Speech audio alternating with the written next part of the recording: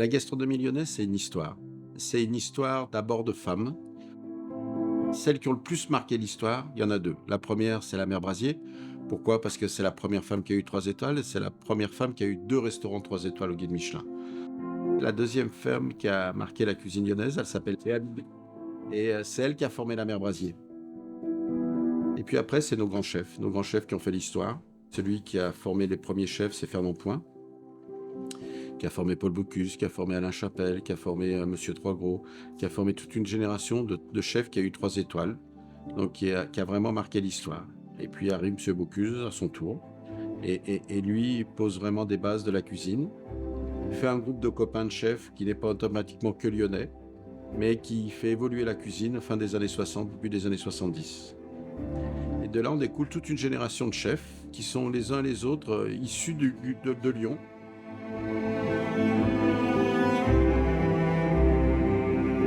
On a un métier de chef qui est difficile.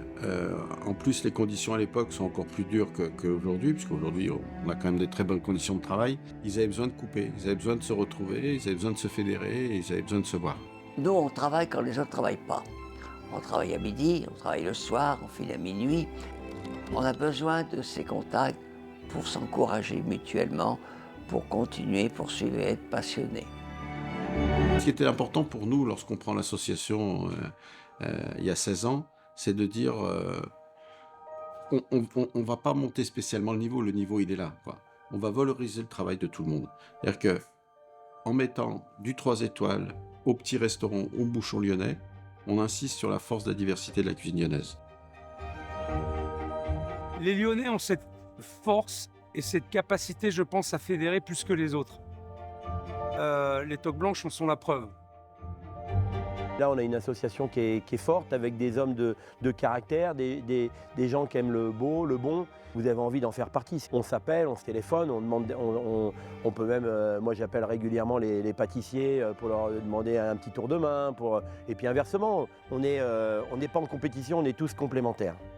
C'est important de savoir qu'il y a un groupe d'hommes et de femmes qui sont amoureux du beau et du bon. Donc ça, c'est important que ça se partage. Et c'est surtout important que quand les clients viennent, ils aient une valeur sûre d'une charte de qualité.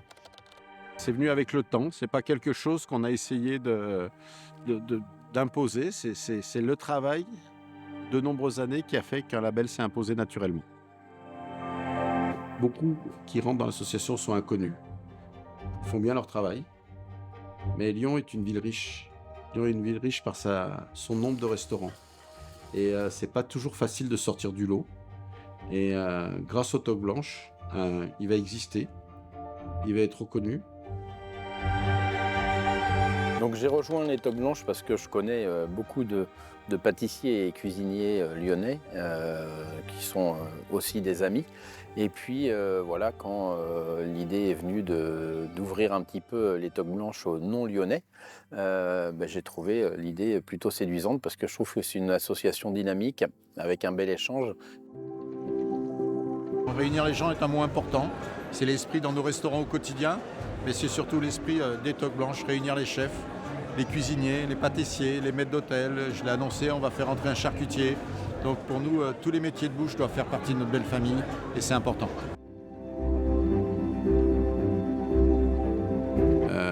On l'a toujours dit, mais on sera la première association à l'avoir fait, c'est de dire le service est aussi important que la cuisine. Si vous n'êtes pas bien accueilli à la porte, commencez mal votre déjeuner ou votre dîner. Il a complètement compris que le métier de directeur de salle ou de maître d'hôtel et le métier de sommelier faisaient une entière partie, je dirais, d'un restaurant. C'est très très important d'être en corrélation avec, bien sûr, les cuisiniers, mais d'être en corrélation avec notre corporation. Et la vie des restaurants, elle vit pas que par la cuisine, elle vit aussi par tout le monde. Parce que c'est le mot qui devrait être notre mot commun qu'on a avec les cuisiniers, les pâtissiers, les maîtres d'hôtel et les sommeliers, c'est la passion de faire bien et la passion de faire bon. Alors dans notre association, il y a peu de femmes, comme dans notre métier en général. Il y en a de plus en plus dans les formations, c'est bon signe. Peut-être on dit que c'est un métier très difficile, très masculin. Pour moi, comme tous les autres métiers, ça s'organise. Laisser continuer et faire vivre cette expérience et cette histoire par nous les femmes. Et pourquoi pas dans une belle association comme les Toques Blanches Lyonnaises.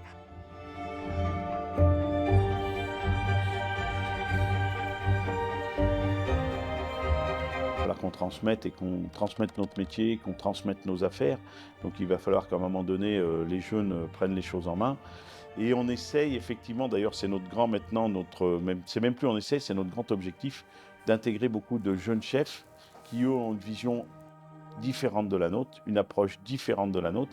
Donc ils ont un petit peu plus la fibre circuit court, ils ont un petit peu plus la fibre artisans, donc la société leur a imposé ça et en fait nous ça nous fait du bien parce que ça nous remet un petit peu en question et puis ils se servent de nous à contrario pour notre expérience.